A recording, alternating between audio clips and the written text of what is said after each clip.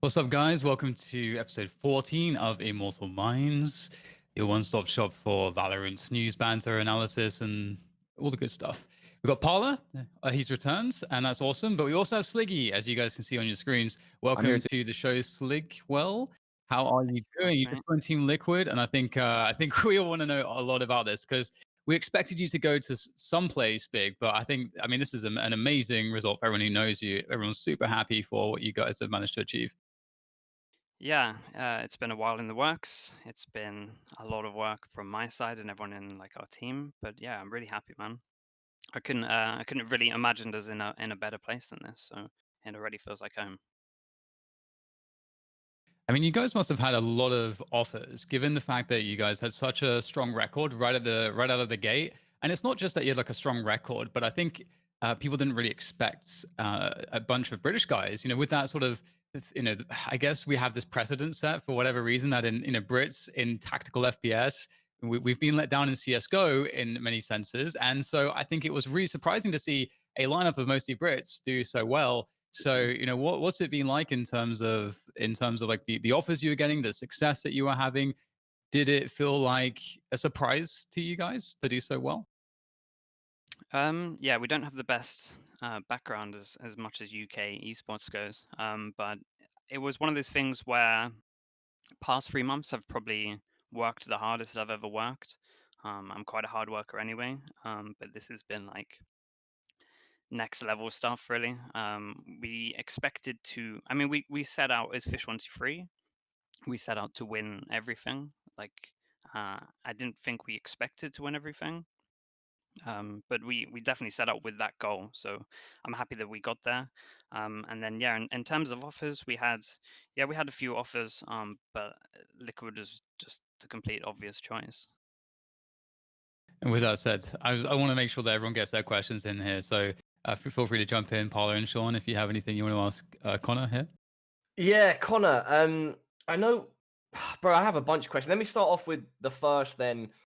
Um, in terms of the passage of time, like, what? Why did you start focusing so much on Valorant? Being someone that's one of the most renowned CS:GO observers, you have like a behind the scenes role, so to speak. I guess you still have that here, but you switched to being a Valorant coach. I noticed early on you were spending loads of time like playing the game, talking about different things, and how did that switch happen for you?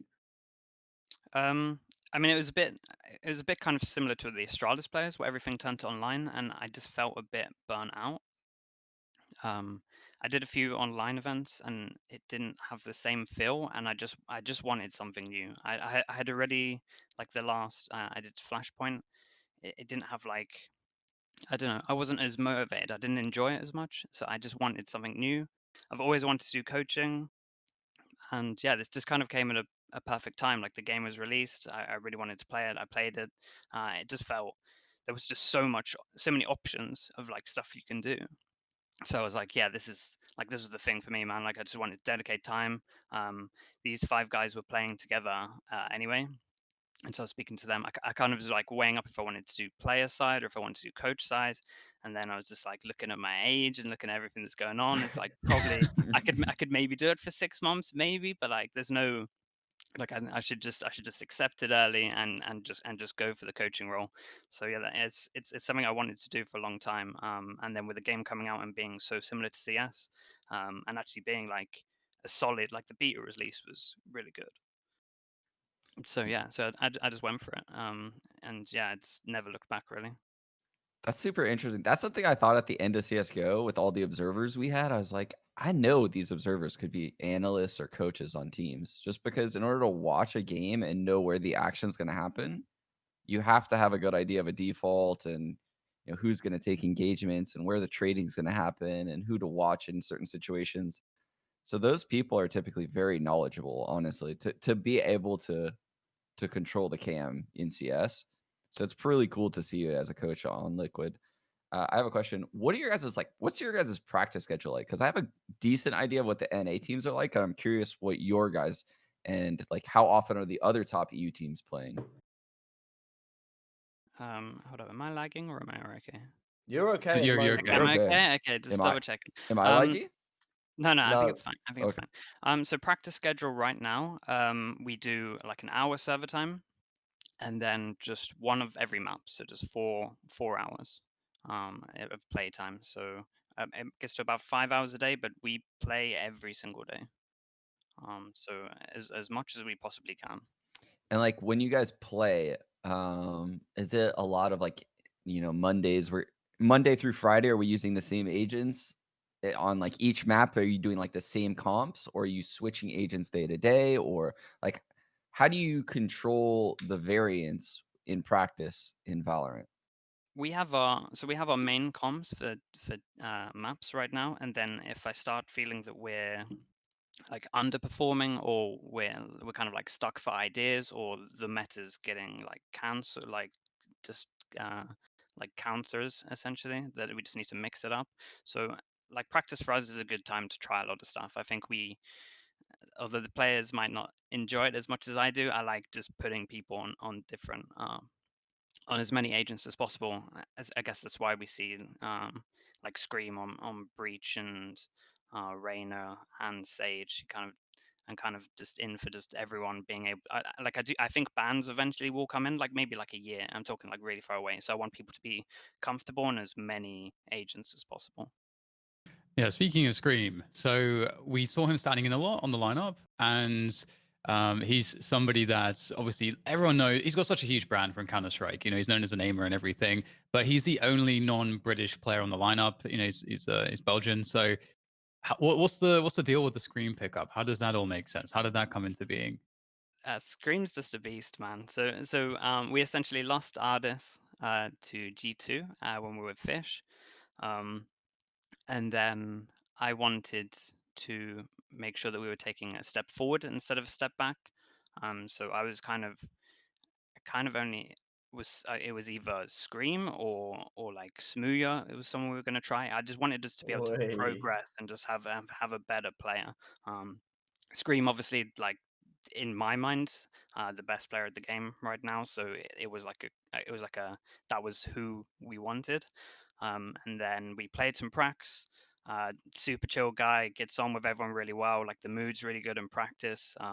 We need someone like that who's just has some experience and can just pick everyone up. So yeah, it was a really good fit. Honestly, it took us a while to get to where I thought we were good. Like we had like a rough like 2 3 weeks where we weren't that good. We had to switch around a few agents. We had to try some new stuff up. It's weird when like meta changes are kind of every week with at the moment with like buffs and debuffs of agents. So we were trying to adapt as fast as we can. But no, he's like Scream's fitting in really well, and he's open-minded with everything. Like he definitely knows who he likes to play, but he's more than happy to play agents for the team. Mike, do you have any questions? I don't want to leave you out here. I was just gonna actually talk about like the meta changes since some of them aren't really spurred on necessarily by like Valorant patches. Do you guys like is it kind of like a week to week basis where may in practice you kind of notice something with one agent, you're like, okay, we're gonna incorporate this into our game plan, or is it kind of like more reacting to what other teams are starting to do when you look at like your comp? It's like a mix of both, right? I think on Bind, we used to be able to, because obviously just everyone would just play like retake and stuff, and now people kind of worked out how to counter that a bit, so it's kind of changed. It's kind of it is definitely a mix of both. It's just yeah, if teams start countering us, then we got to mix it up somehow. Whether it's play style in game or whether it's agent wise, but I don't. I feel like we've only explored like little bit. There's still a long way to go. So you can pretty much keep the core of agents at the moment and just mix up like just strategies. What do you think about all the fuss about EU versus NA and like the different play styles where NA is using a lot more duelists? I noticed in EU there's a lot more breach usage. So like how as someone that's like, in the weeds, you're a coach, what do you have to say about the play style difference between the two regions?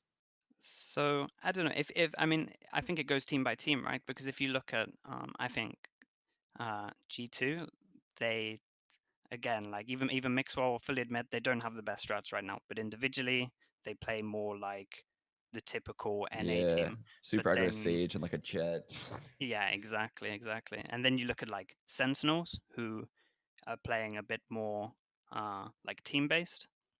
They're kind of like more of what we'd class as the EU, because I think EU in general have better strats, and NA have better like maybe better players, but or more like puggy players. I'm not sure the best way how to word it, but there's definitely more like I think there's some really good individual plays that happen there, probably from the duelists, and whereas EU's just more team based. But you're starting to see it mix up a bit more. Like Sentinels are actually, you can tell they're cracking hard, man. Dude, Sentinels look really, really good. I Yeah, was watching their definitely. game yesterday.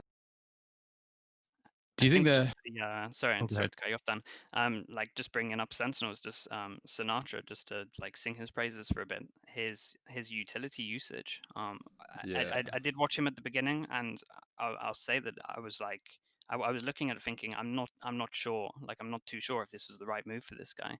And then now the progress he's made is phenomenal. It's crazy. His utility usage is the best I've seen in game, hands down. Dude, I'm not gonna lie. I thought the same thing. I'm not afraid to say it. When I first saw Sinatra in this game, I was like, "Dude, this guy's aim is insane. He's gonna be cast to the shadows. Like, this guy is not gonna make it." I wasn't a believer. He's incredible now. His utility usage is so good. It's so on point. When he's Phoenix, he always uses his flashes at the right spots on the map. He's not wasting them. He's really fun to watch. Like, he's a really fun player to watch for me. Yeah, I Yeah, completely agree. Mike and me we did the VODs analysis on Wednesday of a Sentinels match, and to say we're just singing his praises as well. Just and also making that point too. Just the guy like he was at the very top of Overwatch, and at the beginning of Yeah. Valorant, you're like, you were like actually had the highest stock in the Overwatch league, and you decided to just preemptively make the switch, regardless of the future of Overwatch. That's kind of ballsy and without like it's not like the guy used to be a CS pro or something. So it is very awesome to see how well he's playing right now. And speaking of Sentinels, Connor, and like the phase invitational, like who do you think is the favorite? Are you thinking Sentinels at this point? yeah. For me, I'm not sure if it's like the fan favorite or what everyone else is saying, but Sentinels look. I'll say it. They look like the best team in the world. I think at the moment they look the most drilled, and individually they're all up there. Um, they, I think they look like they're playing the best Valorant there is, whereas a lot of other people, it still looks like it's a weird version of CS. Yeah, I definitely agree. I think Sentinels look like the best team in the world right now. They look insane. And I think that's a lot to do with Sinatra. Like going back to him, he plays super aggressive when he's a duelist. But then I watch him play Sova and he's not afraid to have like an Odin sitting in the B side of Ascent all round. Like he knows the roles and like who should be aggressive and when they should attack and where they should be spaced out, which is seems like something I inherently know as like a CS player, but I don't know how he caught on to all this so quickly and how he's able to switch up his roles and have so much success, like independent of the agent he plays. That's where I'm Connor, most impressed. you see at this point of the game's life cycle, which is so far removed from CS. Can you tell us a bit about what it's like coming up with strategies and like executes and stuff, how to approach rounds on both sides of the map? Because obviously in CS, there's still like there are still new strats being made and stuff, but generally people know rough ideas of how bomb sites are approached, etc. Whereas because we're so early on in Valorant, there must be a lot. Maybe I don't know if a lot is the right term, but there must be more or a level of room for more creativity and sort of like different ideas that you can play with. That would be my assumption. Can you just talk a bit about that and like how you approach coming up with strategy? Just because I'm curious on it because of the fact that the game is so new. Sure, yeah. So a lot of the stuff that I'm focusing on now is defensive strats. I want to get our defensive side a lot better, and then we can kind of move into our attacking side. Um, and then the way that I'm doing that is finding like who's comfortable playing what agent, and then the best like strats I can do with that stuff. So like I saw you guys reviewing it the other week, like our gelato push on Ascent. Um, just like good combos like omen flashes and then people that can go aggressive um and stuff like that. But yeah, it's a lot of the stuff I'm trying to work out is just like solid combos, like like Sova and an Omen as a combo, or like Cypher and a Raze as a combo. Like there's a lot of different things you can do with their skills. So it's just trying to find like, honestly, it's a lot of like 2-man plays at the moment, instead of like full strats of just good, like loads of good 2-man plays that you can do around the map. And then our attacking side, mate, we're just trying to go off over default. It's so hard to take map control in this game, especially against like operators. So we're really trying to just slowly focus on map control and how we can get map control without getting absolutely wrecked every time by an operator. That's actually been something that some people have been complaining about, is that the operator is too strong and so on. Like, as someone that's focused on playing at the elite level, where you have 5 players that, yeah, as you say, like, you can actually use the utility in a way where you could maybe prevent the operators from doing so well. Do you think it's as imbalanced as people are suggesting on Twitter?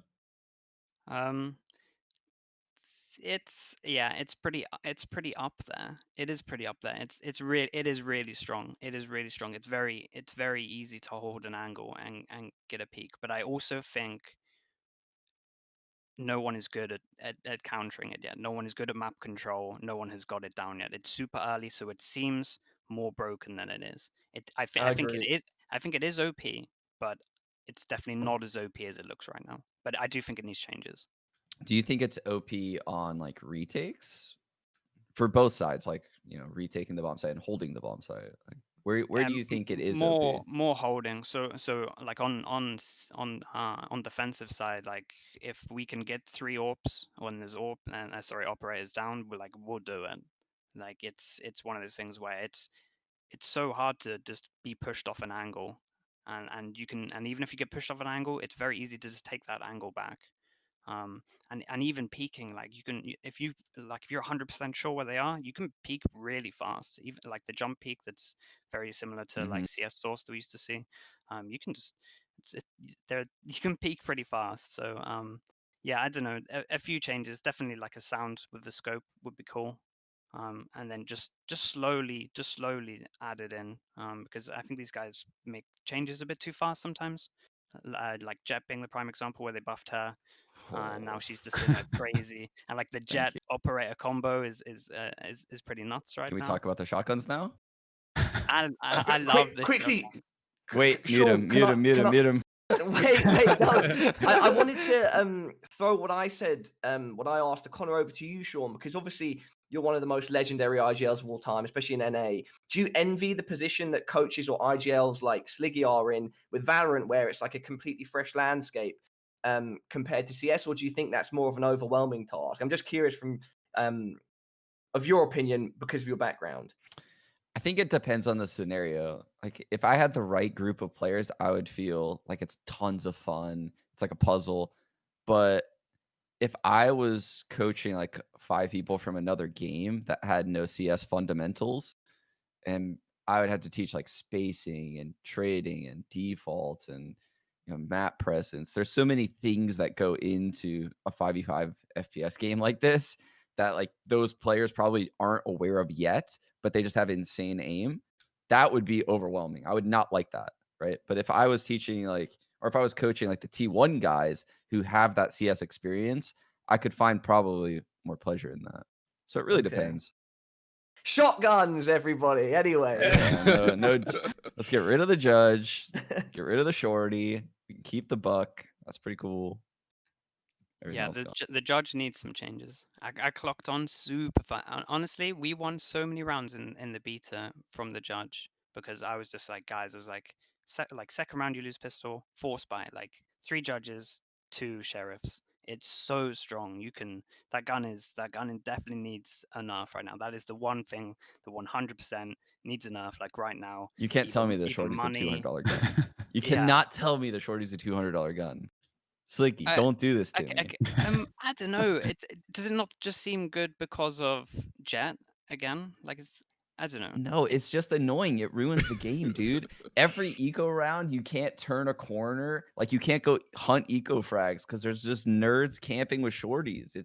And But there's no I do penalty for think saving I do out and think when you around. know they're gonna do it, you can just group one way. Just like say, for example, you have a Sova Yeah. and you just go past it. To be fair, 200. Yeah, I get what you can in like the general side of things, in like especially like public play and stuff like Yeah. that. Yeah, probably a bit mental. Maybe like 400, maybe double the price.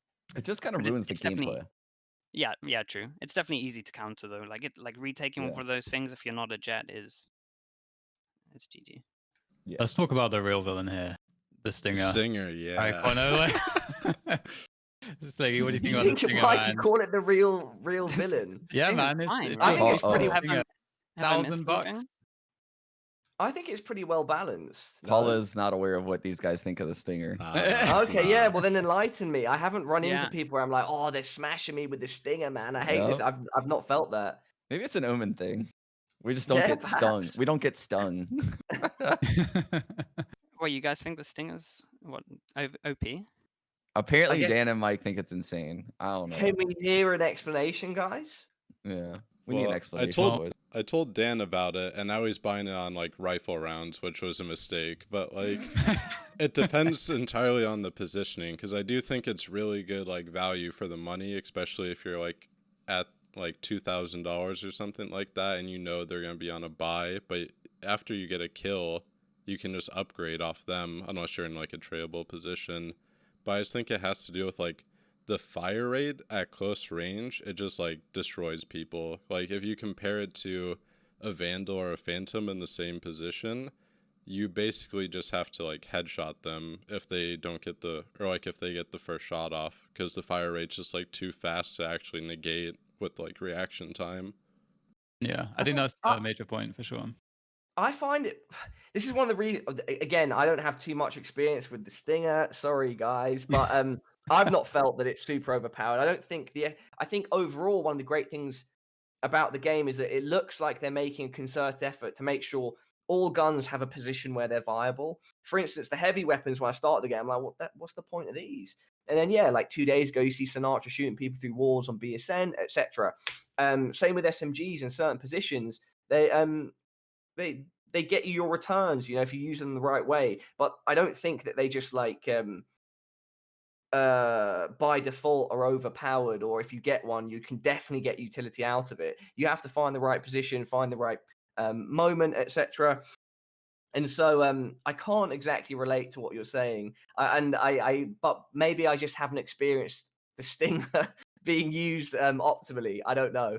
Yeah, I'm with Paula here. I haven't really. I think every time I have money close, I buy a Judge. So maybe Yeah. Yeah. Not I'm experienced cheating here. enough. I like Yeah. the Spectre, man. I think the Spectre is good. Spectre's I like buying the legit. Spectre. It's a good weapon, especially on Nah. Omen. Anything silenced on Omen is like it becomes 50% better.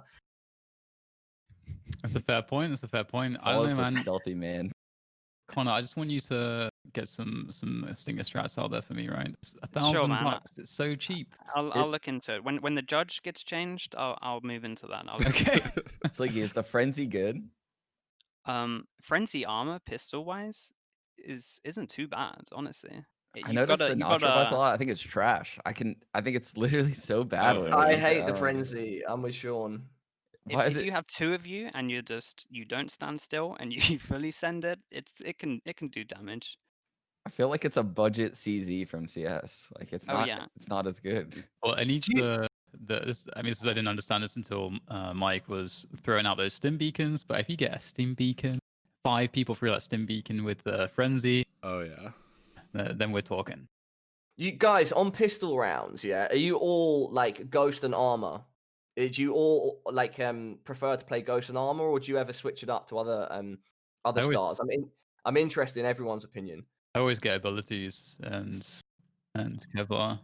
I'm also a util bitch on pistol rounds, so We print smokes, Paula, so we can buy Yeah. ghosts. We don't need intel. Yeah. We print 'Cause those things. I originally was like on Omen. I was like Armor Classic. Yeah, excuse me, I misspoke before. These days I buy Ghost and abilities. And I'm still not sure what's best. But I prefer the Ghost these days. I don't know what it's like for you as well, Sliggy, with your players, what they prefer.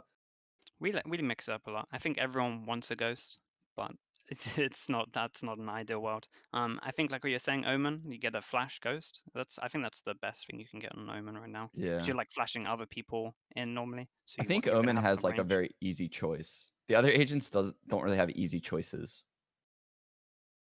Yeah, I can agree with that. Yeah.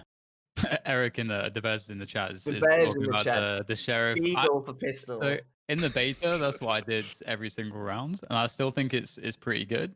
But I actually lost faith after the beta, and I started getting the abilities, the classic and the armor and the abilities. But man, the Bez out there still rocking the sheriff meta before it's becoming the meta. It's gonna get there, and the Bez is ready. It is strong. I can see why the Bears likes it. It's all It that is time actually, spent yeah. with James and what he would call meat shots, just body shots. It's getting like double body shot, 110. Like it's good damage. Yeah, it does actually feel like having one sheriff on the pistol at least could actually be pretty legit. I'm But not joking. I think I'm gonna buy it next time I play. Yeah, try it. It's good. It is good for sure. On pistol, I'm buying it. That's a pretty sick idea. 2 body shots, 110. You can Yeah, stream yeah, it like bro, so it sounds easily like too. a great. Sorry, Mike. You're good. Go ahead. No, I said it sounds like a great idea, but then when you whiff like one shot, you're like, oh, suddenly not All feeling right. so good about myself. Like What at about least that's how this? it feels with me. What about this? What if I get my Sage to drop me a sheriff, and then I buy armor, and then she pocket heals me? What about that? Yeah, but like, how often are you gonna like get Sage to sign off on that, right? That's the Is thing. Scream gonna do that for you? He's gonna be like, no, I want to keep the sheriff. You would have to be like the ultimate beta to drop me a sheriff and just like pocket heal me the entire round. Paul, you down to be my Sage, bro? Definitely not, especially not from E to West Coast, mate. Bro, you know if we got into a game and you locked Omen before me, do you know how much disrespect I'd feel? I would be like, whoa, bro, there's a pecking order here. Yeah, I know you're Shawnee G, yeah, but there's an Omen pecking order. I'm gonna sit at the top, bro. All right. If we ever play together, like if we do some event, Valorant, whatever, and we're on the same place and you insta-lock Omen before me, bro.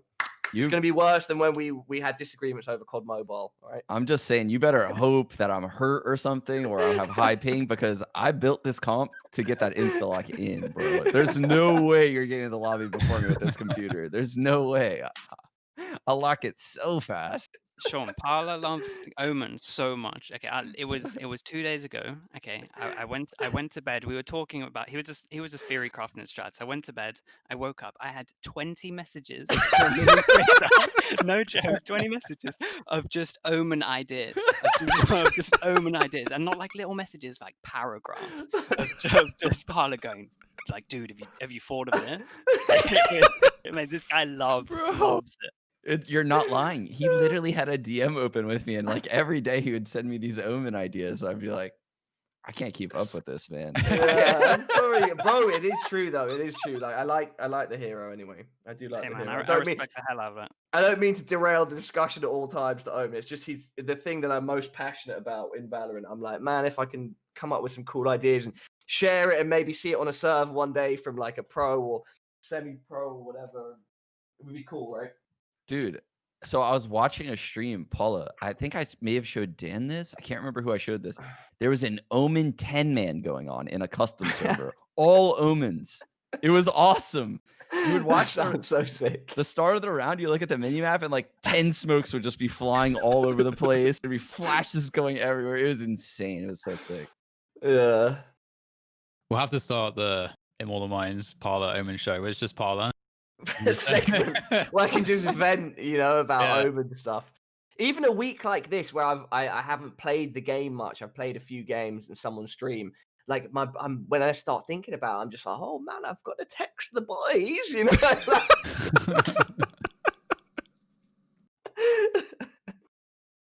I love it.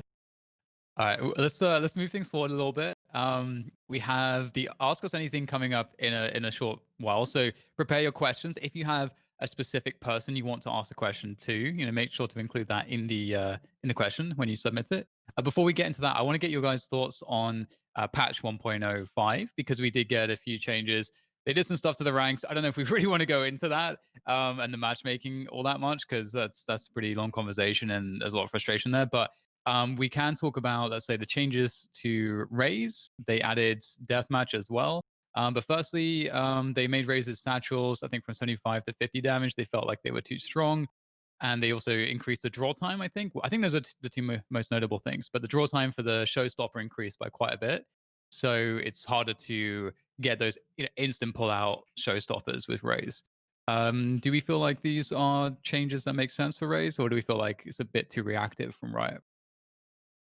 I think it's good to experiment, but since there's been so much talk about Raze and her ult, the showstopper, I haven't felt so far that it's made a massive impact on her. I also didn't think she was massively OP before. Sometimes, yeah, you find yourself in a corner and then suddenly a grenade next to you, like, well, I'm dead. But generally speaking, I'm not one of those people that's been following the line of thought where Raze is OP. So I'm kind of indifferent at the moment. More time is needed for me specifically. How are you, Connor? Yeah, I think there's other agents that probably need to nerf more. But I Who think is the it? change. I mean, Tell me. okay, I think like Cypher and Yes. Don't say it. Cy- Don't Cypher say it. and Jet. Cypher and Jet need a Okay, I thought need he a was going to nerf. use the O word, Paul. I wouldn't dare do that Right. in this group. Don't do it in this group.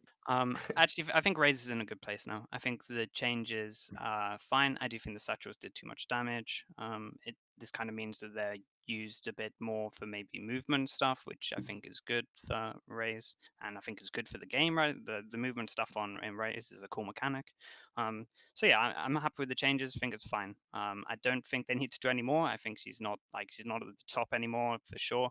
And they need to focus on other stuff. But yeah, the change is pretty fine with me. I'm actually curious because you mentioned Cypher, right? And we talked about this before, like what we think they could change about Cypher to nerf him. And it's kind of it's a really hard question to answer, I think. What's your take on it? What would you do to Cypher to balance him out a little bit? Yeah, I have no idea. I was thinking about this as well. I think you have to maybe with the camera, it has to have a longer reset time before you can put a new camera up. So like you kind of thinking like we need to destroy the camera and then it's like down for like maybe a minute's too long. I'm not sure. There's a sweet spot somewhere, so maybe that's a good one. I think you kind of want to have two tripwires. I think removing one of the tripwires to one is a bit too much. So maybe just a camera extra timer is my idea. I'm not sure. Yeah, I think Cypher 100% needs a nerf after playing him for a couple games. I think his camera is a little bit too OP. I think the battery should die out quicker. And I think like you can't I think if I were to just throw a cam and just sit in it at the start of the round, it should die out pretty quickly.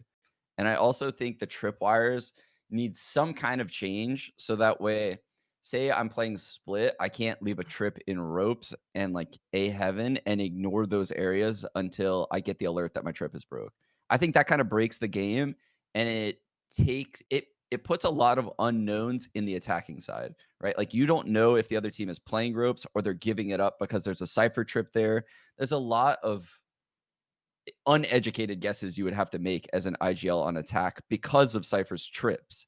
And Killjoy is like doubling down on those problems. So I think his trips need a little bit of work. I think the cam needs a little bit of work. I'm not too big of a fan of the Sentinel agents in general in this game, but Cypher is one that's going to be very hard for them to balance like in the long term with a camera. That's interesting. Level in chat says I was watching Dapper and he said maybe only make the trips reveal people but not lock them in until they've destroyed it. I don't think that would be a bad idea necessarily. The lock in, it's like that definitely feels like very, very strong. The strongest part of the trips, I think. I feel like the strongest part is the fact that he gets the alert when they're broken. So like Yeah. you can basically put a trip on like your flank and be all the way across the map and someone could like, just knife it or something and you would get the alert that someone's flanking. Or same thing with the ropes thing go. You see the pro teams do this all the time. Sure, Sliggy's team does this. They put a trip in ropes and they play no one ropes on split. They played no one like around the heaven area sometimes even. And they just play off of that information that Cypher gets. That's kind of stupid. Like I don't like that in a competitive FPS game because there's so much variance. Like the other team going to stumble upon it? I don't know. Like, and even if they do, you probably have a counter if they stumble upon it. Like, I just don't like that. Really, I don't know. I don't know how they fix that. Yeah, The thing is, in my head, it feels like if you were to destroy that trap, it still gives you the option to not go that way. I know it means that then, yeah, you've given away information, but it it's weird. Yeah, it's going to be an odd one to balance. I don't know. It's hard to call right now. Do you know what I Yeah. mean, though? It's like you can shoot that trap and you can still choose not to go that way. You've given away the information that you're in that general area, but it doesn't close it off completely. It just you give a bit of information away to get rid of that control. But the thing is that in order to get ropes control, you have to use a tremendous amount of utility, most likely, right? Yeah. So you have to use a lot to get there, and then once you get there, you realize, oh shit, no one's here. Like, and now we have to break this trip, and they probably have a reaction ready where they're gonna fucking own us. And imagine if they had like a brim ult, and the second you break that trip inside Yeah. ropes, they just pop a brim ult. Like that's stupid as fuck. Like that's not cool. Like I don't know how else to put it. That doesn't seem like a competitive feature that should be in this game. I don't like it. Yeah. I But don't disagree. Yeah. with that said, it's I always wonder like if how long is things that are very strong. Like if it's in the game for a really long time, maybe people will find solutions. I guess the question is whether that's really worth it in this case. With that said, I think it's a good time to move on to the Ask Us Anything phase of the show. And so let's see. Okay, so A2B2T2 asks if you watch the T1 and TSM matches, it seems like the teams with CS backgrounds seem to freeze for a while when subjected to unpredictable plays. And my chat's scrolling down. It felt like T1 went stagnant every time they lost a player. I'm curious to know what you guys think. Yeah, I was watching that game on stream yesterday. They definitely made like a lot of really bonehead plays, particularly in like the mid to late rounds. I don't think that has to do with them being CS players. I think that has to do with probably none of them having like an IGL voice for a long time.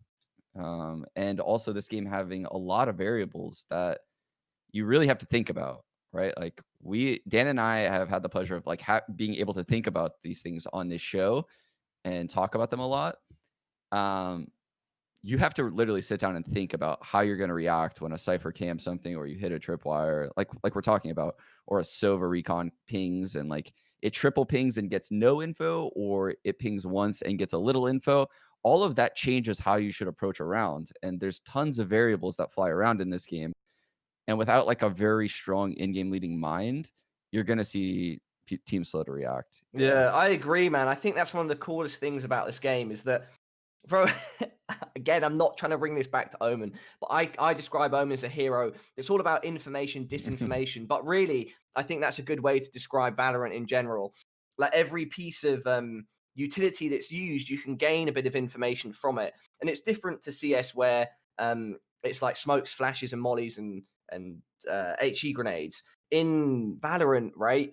If you see a Viper wall, like you know where that's come from roughly. If you see a Sova dart, you know where that's come from roughly. If you're a Sova and you shoot your dart and it like you said, there's variances in how your dart gets destroyed or if it runs out of its 3 blips, whatever. All these things are super important when you're playing, and every little bit there's a bit of information or false information to be gained or to spread. So I think you're completely right in what you're saying, Dan. It's like all these little bits, they're so crucial to how a round plays out. And it was surprising to me. Again, I haven't seen too much of the phase taunt, but I was watching a bit of it with Connor the other night, and just a bit on my own. And it does feel like sometimes that those little bits of information are not being completely sort of brought into how a round is played, and some rounds are playing out extremely fast. And yeah, I'm interested to see how that develops over time. With regards to what you were saying, Sean, I think IGLs, yeah, will eventually they're going to have to start calculating all of these things and trying to bring them into how they approach rounds. Yeah, I mean, yeah, Sean pretty much covered it, right? And I think bring it back to like our team, like when you see something new in like even in the scrim or just normal actual official games, it's hard to know what to do to react to it. You kind of have to experience it, and then you start working out how to react it. So yeah, I think it's just yeah, they just need to just keep on playing and just get a bit more reactive. It just seems that maybe there is just like that 2 seconds where everyone's like, "Oh, guys, what do we do?" But I think that's natural with so much going on with this game right now. You just have to just deal with what's happening and then have a counter reaction. Are As you a in the server with them, Sliggy? Like what during matches? No, so at the beginning I was in the server, and then so I'm not gonna name any names, but we played a PCW against a team, and then 2 weeks they had a coach in as well, and then 2 days later we played a PCW against them, and within the first 6 rounds I saw 4 of my lineups that I know are only mine that I've spent on servers for a long time doing it, like all of it being used, and I was just like not doing coaching on servers anymore. Like they're literally using all of my stuff that I've spent like so long doing. Oh, so I, like I, I don't the mind that happening coaches in aren't official. even like team only. No, It's no, like you're dude, not only they're in. spectating your team, so you could spectate the other team. Yeah, they're in Yeah. the observer slot. So yeah, so it's bare basics at the moment, Sean. So Okay. I literally just watch. I'll pick a player at the beginning of the day, and now I watch from Discord. So I used to be in game, but then that moment happened, and I was like, I don't mind people stealing my stuff after officials when we're using it properly, but like when we can't practice stuff and all of my stuff's getting stolen, like that's like I can't have that. So yeah, we're on Yeah. Discord now, and I just watch one player. But it's the bare basics. If anyone from Riot are watching this, like I would love something where I can just go in server and only spectate my own people. But I get it's early. It's a work in progress. I need that coaching mode. That's a huge yikes. Yeah, that was another thing that I was actually curious about. I almost wanted to send like a tweet out to Riot just to like get an answer. I wonder if they're going to let coaches talk during the game. In LCS, they can't, right? They can't talk during the game. It's like CS. Yes. Yeah, so I've at the moment I've been going the same route as what they do in LCS because I think they just talk at the beginning, like game strat, and then I just leave them. So in officials, I've just been leaving them, trying to get them prepared if it is that. I would love a world just personally for my team and me where I can be in the server and if I can talk nonstop, like I think I'd want to be the caller, and then all those guys can focus on shooting. But obviously it's up to them what they do. But at the moment, I'm focusing like they're going to take the same route as LCS. All right. Well, the next question is from Rain X777. Most consider Wardell and tends to be the best players in North America. They are also basically Jet 1 tricks. How much do you think their ability to frag out would change if they weren't consistently playing Jet? I'll go I think ahead. it's a stretch to say that they're Jet 1 tricks, in my opinion. Like if Yeah, I they've agree. chosen to play that hero and they're using the hero to agent, to an optimal fashion, like these guys are still skilled and they will be able to pick up other agents. You know, I don't think that's a good way to like see it at this point in the game. Yeah, I agree with that. I think they'll be fine. I definitely think there's obviously plays that they won't be able to do, but then there's just more plays that they will be able to do. But yeah, I mean, I think that it's definitely something that is a bit OP right now, so that's why they look so good. But I don't think it will have too much. Like they'll still be at the top of the game, changing an agent. Yeah. Yeah, I think they'll still be really good, but Jet is her ult is pretty broken in my opinion. Combined with her smokes that can create insane one ways that last a long time for post plants stuff like that. There's a lot of fast thinkers that play Jet, so I'm pretty confident they can switch agents because even though she's OP, it still requires a high skill ceiling to like act that quickly and have like snappy aim. They'll be able to transition. All right. Well, from Sean Gares fan 69, should Riot make an agent and map goal for development, then slow down development and move the camp closer to perfection, still sprinkling in new agents and a new map pool occasionally, similar to the CS updates cycle. This would reduce churn and make the meta more stable and balanced. I'm just gonna reread that. Yeah. Yeah, I was rereading it actually. Make an agent and map goal for development and move the camp closer. I don't know. I think the 6 agents. What is it? 6 agents a year? That's what they said. Yeah. I think that's a bit much, honestly. Like that's a Ye- lot, dude. It's a lot, but I'm happy to see how it goes because again, I don't think so. When Reyna first came out, I'm like, oh my god, this agent's insane. I still Yeah. think she's pretty strong, but she's not like indomitable. You can beat her. Yeah. Killjoy's come out. She seems like she's got some interesting mechanics that are maybe a bit too strong. Like someone had a question in chat that referred to apparently, I don't know if this is true, but some NA players think that her ult is a free round. I don't necessarily agree with that. I'm happy to see what they add and what kind of heroes and what it adds to the game. Like, I'm not too worried about an over proliferation of agents just yet. But my decision on that could change depending on what agents we see over the rest of the year. So far, I'm happy with the changes that have been made. Yeah, I do think maybe 4 is the sweet spot, having like a meta every, but a meta every like 2 months is quite a lot at the moment, like complete gameplay changes. But I do think it seems really overwhelming now because they're tweaking agents at the same time. So it's like it's the mix of tweaking and then adding in new agents. Once everything's like found a good level and then it's agents, it might feel a bit better. But 6 does maybe seem like a bit too much. Yeah, I don't know. I think 6 is a lot.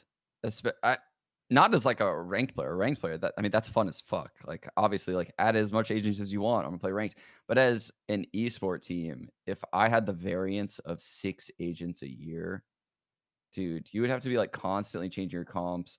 There's no But I get, way you could stay on top. There's no way. It's like that it seems like it'd be impossible to stay on top with 6 agents out of the isn't year. that similar then to how like League of Legends? Again, it's not an esport that I know very well, but the hero meta changes a lot, right? Like, or there's lots of options that you can have. So do you think that's being built into Valorant to run parallel to it? But again, I don't know if what I'm saying is correct. But do you think that they're trying to emulate that so that you are supposed to be switching agents in and out regularly, or do you Yeah, I think don't know. it's just by chance? How would they do it? They'd do like a pick ban or something to control Yeah, the I don't variance? know. that's That where I has to think be it's coming, heading. yeah. Okay. I think the pick ban's coming in at one point. I do think it's a while off.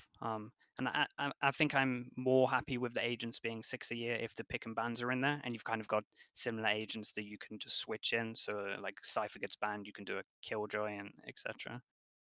I'd be pretty hyped for that. The thing I've always said about like the international, like the most enjoyable segments to me are like the drafting segments where you get all the analysts like theory crafting about how the Oh, teams it's will fun. counter one another and all the preparation that kind of goes into that. Because the cool thing is like it's like map vetoes in Counter Strike aren't super interesting because of Yeah. how locked the map pool is. But if there's like loads of agents, you can always have some wild cards or ace up your sleeve that your team doesn't know about. And I just love that element because that element also increases the importance around the coaching staff. And there's more like secrecy and there's more hype when something comes out that you didn't expect. So I hope that they can pull off the diversity in agents in a way where it is going to work because it is going to be really interesting. But let's get one more question in before we move forwards to talking about Killjoy. And this is actually going to be a related question. Mr. Gov asks Sliggy about the triple sentinel composition. What do you think about the triple sentinels? Yeah, I mean, Killjoy right now is just a whole subject on its own, right? I don't think it's going to be interesting to watch. It's going to be quite hard, like a lot of defensive strats with not much pushing at the beginning. But I don't know. Once Killjoy gets some kind of nerf, I'm down for it. You can do a lot of good strats, a lot of good like crossfires and stuff, and it means that attacking you need to be a bit smarter. I think so. Yeah, I'm not sure it'll be the most fun meta to watch, but once Killjoy's in a good place, I think it will be quite fun, at least to play. All right. Well, let's move on to talking about Killjoy then. Our very own Mike has put in a lot of work in theory crafting into Killjoy. So, Mike, let's run us through what you have prepared. All right, so I mostly just ran around on every map just thinking about like first off identifying if there was anything broken. So you might have seen the tweet I made the other day where you could put like the alarm bot in like trash bags and stuff and it'd be completely hidden, which thankfully doesn't work because it's based off of a radius, but it also needs like line of sight so that texture breaks it. But I'll play the video forward here.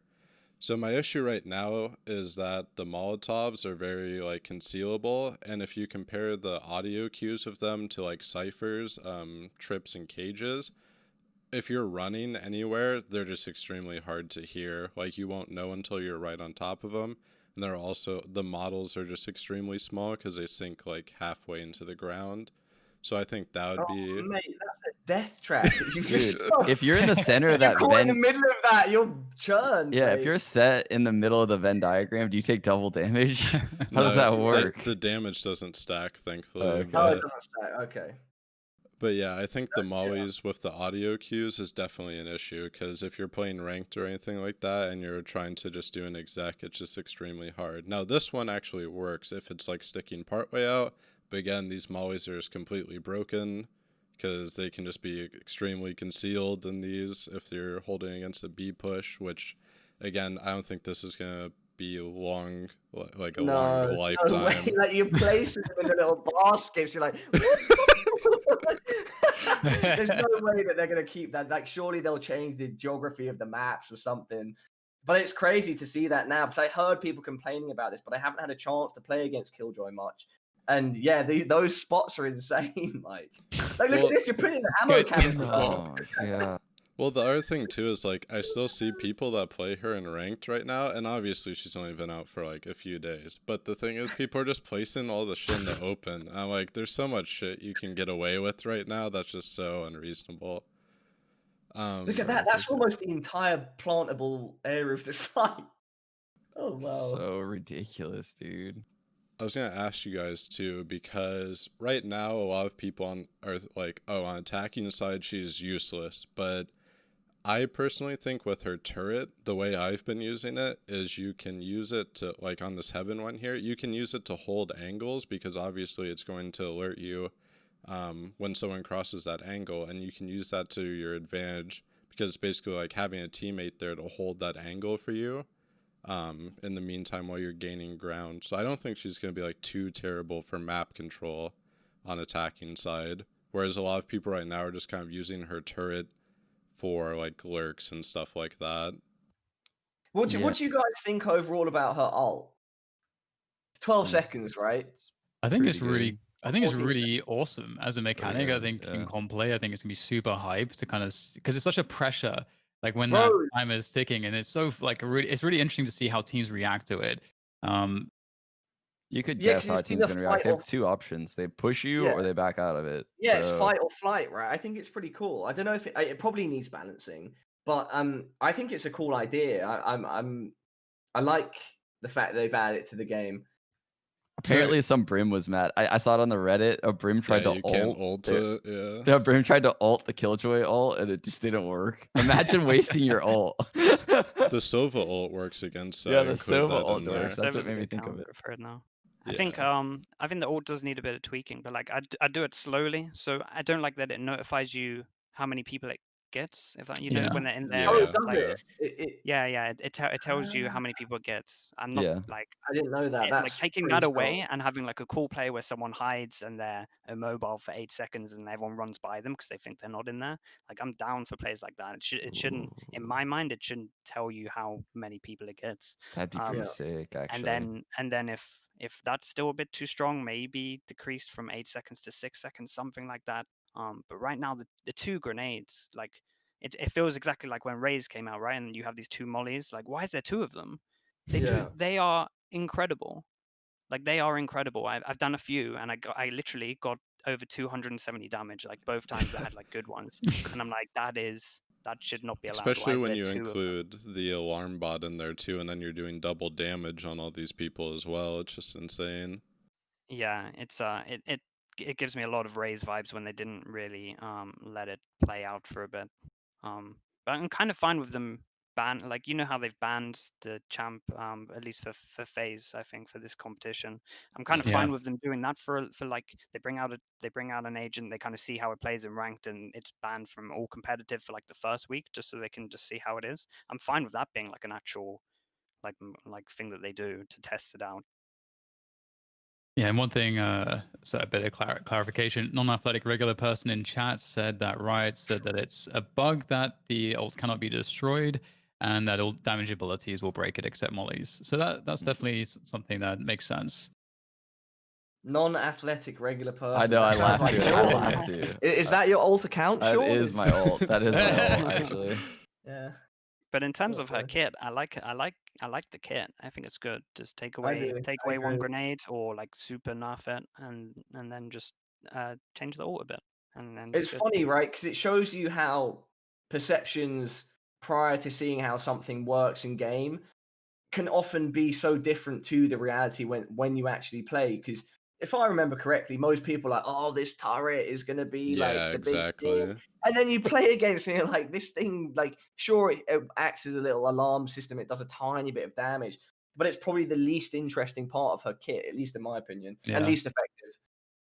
yeah, I don't know, man. It's pretty insane. Her whole kit's insane. Like, Yeah. honestly, Well, she's good. No, but what I mean to say is that so many people are like, "Oh my god, this turret is going to be so overpowered." But then in practice, at least in my opinion, it seems like the least impressive part of her kit. Yeah, I think people always overreact at the beginning because they don't understand how something actually even factors in against everything else. You just have no idea until you get experience with it. And also, like people, we still don't really know like quite how good or maybe average like she actually will turn out to be because people don't know. Like people are still getting used to like understanding where her abilities are good and how to like worry about them and deal with that. And I think like just the fact that I'm seeing so many people, just like Mike said, using the turret specifically as Cypher uses his tripwires.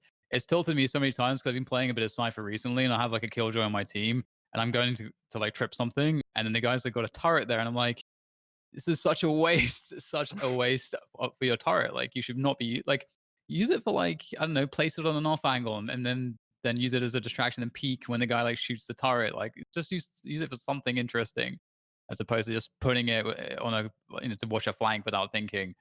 But that's happening a lot right now. So kind of going back to the initial question of like the 3 sentinel thing, I'm not sure if you guys have run into this in practice, but Morello was like, yeah, I don't think a 3 sentinel comp is going to be a thing because how would you attack? You don't have the utility.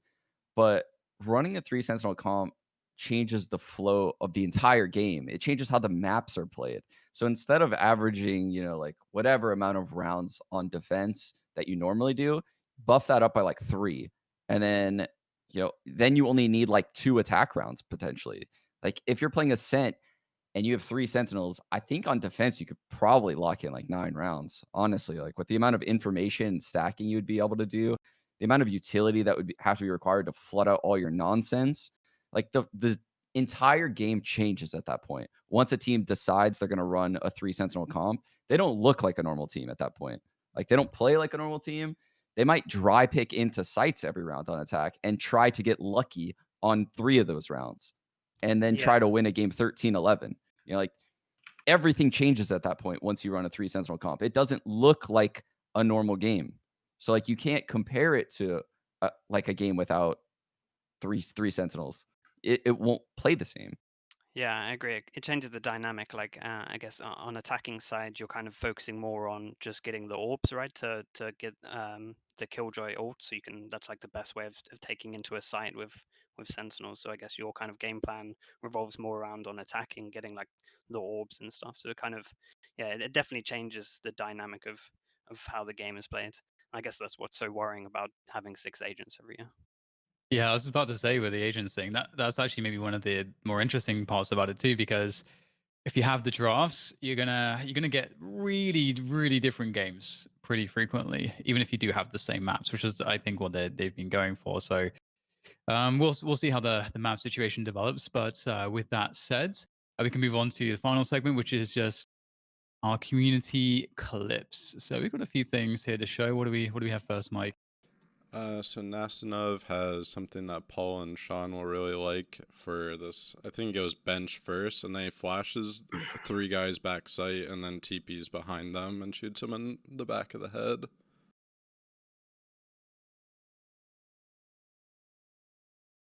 Yeah, he gets the classic smokes up. The Yeah. double smokes, yeah. See, this is sick. You can already see he's thinking in his head, where are those bullets coming from? Where are his teammates likely to be? And he's thinking. Oh my God. You can tell. No, Oh. Nasimov can tell me if he's wrong. This If guy's I'm wrong, but correct. Yeah, buddy. he's placing like that's sick. I don't know if Nasimov's in the chat. Yeah, he is. But National, tell me if I'm wrong, but at that moment you're about to TP and you're like, okay, wait a second, let me try and place where these enemies are, and you're coming up with a little mental image where they like to be. You're listening to the shots, and then you're thinking, can I do a more optimal TP here? And then you decide to do it a bit later. Like, that's how you play Omen. I think that's sick, and it's a good blind because it gives you the free TP. Sick, mate. Yeah, TPing with the flash when they can't hear it is really good. Like if you know you're gonna hit enemies with it, so they can't hear your TP, it's really strong. I love this part of the show because I feel like it's going to start turning into like, America's Got Talent with like, the Omens judge panel, like The Omen judge panel. yeah, man. Jesus. I see you both like with nods of approval, so that's good. Yeah. That's good. Okay, what do we have next? Peak has probably his like 100th Viper ult like 1vx clutch situation again, so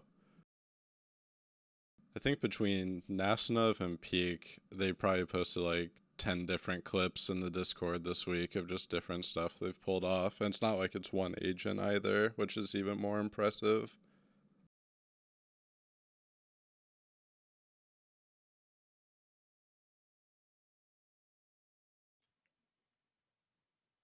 Okay, getting flushed out. Oh, We need the toxins That's going up. We need the toxins going up. scary moment when you have to cross out of there without any cover. Okay, ult in the corner then to get rid of Lamp as well as most of sight, right? Nice. Oh, this is, see, stuff like this, it's you dancing across the edge. I think it's such an important mechanic in Valorant, using smokes like that, using the walls, etc., to be able to dance between angles and essentially become not invisible, but lower your visibility massively for a moment while still being able to concentrate where the enemy are. I tried to do that with Omen, and I think that's a brilliant example, Peak. It's such an awesome part of the game. The mind games behind, is the Viper going to go out the smoke or not? Because it creates a freeze. Because you have to. That's the thing that you have to be the most scared about. And it's interesting. It's because it's super scary to be in her ult, but it's almost just as scary to be out of the ult as well if you're kind of close to it in that position where you're going to attack, because she can just find really sick angles. So I've noticed when I play Viper that people now are way more wary of you making the play out of the smoke. So that's like an interesting sort of development in the meta now. People are expecting that, I've noticed at least. So yeah, the mind games are always a lot of fun. All right. Do we have anything more, Mike? Yeah, so Nasanov also made a few different Sage slow lineups for A site Ascent. And this, we've talked about this a few times when people start like incorporating this into execs, maybe if they don't use them in the mid round, but you add like a molly with one of these Sage slows like back sight, and then you're just getting straight up kills when you're execing if you're using them properly. But right now it's kind of a lot of, well, sometimes even Sages don't use them in the mid round. They just wait for post plant and try to slow people off that are rotating in, or like in the final like 30 seconds of the bomb. The only thing about Sage lineups, guys, and you tell me if you think I'm wrong from your own experiences, is that if you're like a relatively switched on player, like you're listening for those sound cues and you're going to look up in the air and they telegraph them a bit, which give you a chance to counter them or at least move out of the area that they take control of. Do you think Sage lineup slows are going to be super impactful over time, or do you think people approach it like I said? Like, for instance, if you are top there, you're going to see in your peripheral, right? Like a massive ball coming out. Okay, probably going to land around here. You might change your position. Yeah. Again, Yeah. I'm more than happy to accept if I'm wrong here, but I'm just Nah, talking about the general concept, trying to I think think you're about right. it. It gives Realistically. you can like look up and see it. I don't know. I think they land quite fast and spread quite fast. You're always going to be in it. There's definitely uses for it. It's good for splits. It's good for fakes. I like not giving away too much, but we like smoking. We like slowing, doing like lineups into smokes, so we know that people aren't going That's to good. run like with Omen smokes. We know that people aren't going to run through them because that happens a Dude, lot. you know what you should teach your Sage? This is what I would do if I was Sage. I would learn slow lineups. I'd bait the fuck out of my teammates. I would save my gun all the time. And when the bomb blows up, I would throw slows to make sure the other team can't get out the site. So that way they always die. Just That's literally with like 10 seconds on the clock, I just slow A main on Ascent. Just some lineup from fucking CT spawn. That was actually a sick exit Just frag so strategy. nerdy. I love So that. nerdy. Just slow them into the site. I like It's a this really wall good as well. Yeah, it's a really good point that you mentioned, Connor. Actually, I didn't rack my brain hard enough to think about that. But yeah, for instance, in this first lineup, if he did this with a Omen and not a new Brimstone, because nobody likes Brimstone, Omen can smoke Sweet. Heaven first, right? Which will effectively block the vision of the person that's going to get, or one of the people potentially that's going to get slowed. And so, yeah, those are some sick lineups, mate. Fuck a smoke. I'm Nice. dry peeking someone if they're slowed. I'm peeking into them with a flash. They can't get Yeah. away. I don't want them to get away in Yeah. that smoke. I mean, I Nice. prefer Nasanov on my team over fake Omen boy over here, but you know, yeah, we'll let Sean have that one. I just posted a clip in chat, Mike. I want Paula's thoughts on this clip. On what? On what? Mike, is it possible? Do we have the tech to pull up that Put it clip? in Discord so I Put it can. in Discord? Yeah, Alright. yeah. Where is it? In Production clip? chat. Production chat. Production chat. What have we got here? Sean Gare's cracked Omen plays. This was a 1v5. We missed the first. This was so to set some background here. This is my Radiant rank up game. You know, I sign on, I'm in the morning, you know, I'm on a massive win streak. I'm ready to hit it. I get a 5 mate. stack. One of my players immediately lags out. Pistol round. I'm just on immediate Ooh. tilt. I was on mega tilt this game. Mega tilt.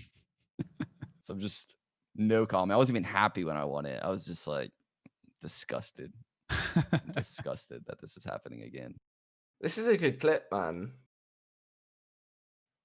Using all the abilities. Oh, I can nice. see Mike pulling it up. Yeah, It's ready. that's really nice, mate. Guys, wait till you see this in chat. So I'd just like to point out first off, you see this first TP, people might be like, oh, he should have just turned around. But no, you could have easily TP towards spawn. At the best, he has to face like both angles at the same time. Do you know what I mean? And so like, yeah, dude, like this is a perfect example of an Omen teleport that is strong. It might not appear like that way at first. Did you notice I but- ulted away from the Raze ult? Like Raze popped her did ult and you? I ulted away from it. Yeah, I dodged the Raze Nice. ult. Oh, super sick. Like That's a really nice clip, mate. 1 versus 5.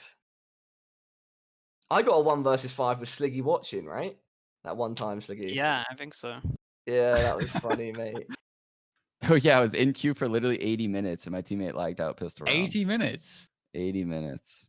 What were you doing for 80 minutes whilst you were waiting? Scribble. Scribble IO, bro. Oh my god! Like for 80 minutes. I'm a just chatting streamer actually, I with a feel like little bit of that's- Valorant yeah.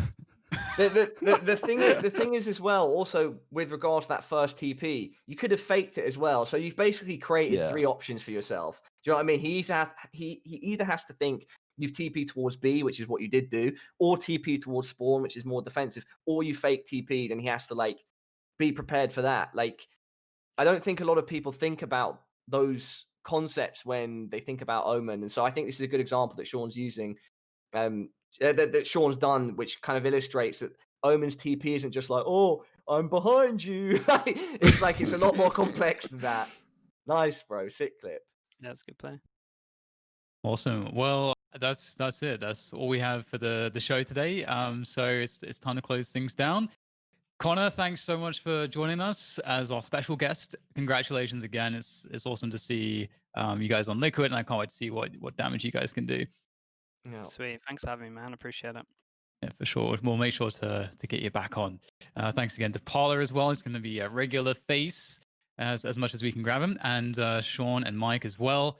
And we will catch you on Wednesday. But you can see myself and Sean for the cast of the FaZe Invitational later today. We'll be doing a couple best of threes at least, and then you'll also see us there tomorrow casting. And it's the first time Sean and I are going to cast Valorant together, so this should be pretty hype. So make sure to check that out. I'm going to try and tune in, guys. I'm going to show some support. I'm going to try to Me tune and in. Paolo will watch it together. Yeah. I'm Nice. nervous You as and fuck. party. Paul is the type of person whose support is going to be like, you guys sound like dog shit. I know, bro. You know, when it comes down to the real shit, I support my boys, man. I'm looking forward to it for real. Awesome. All right. Well, thanks, guys. We'll catch you on the next one. Cheers. Thanks, Cheers, guys. guys.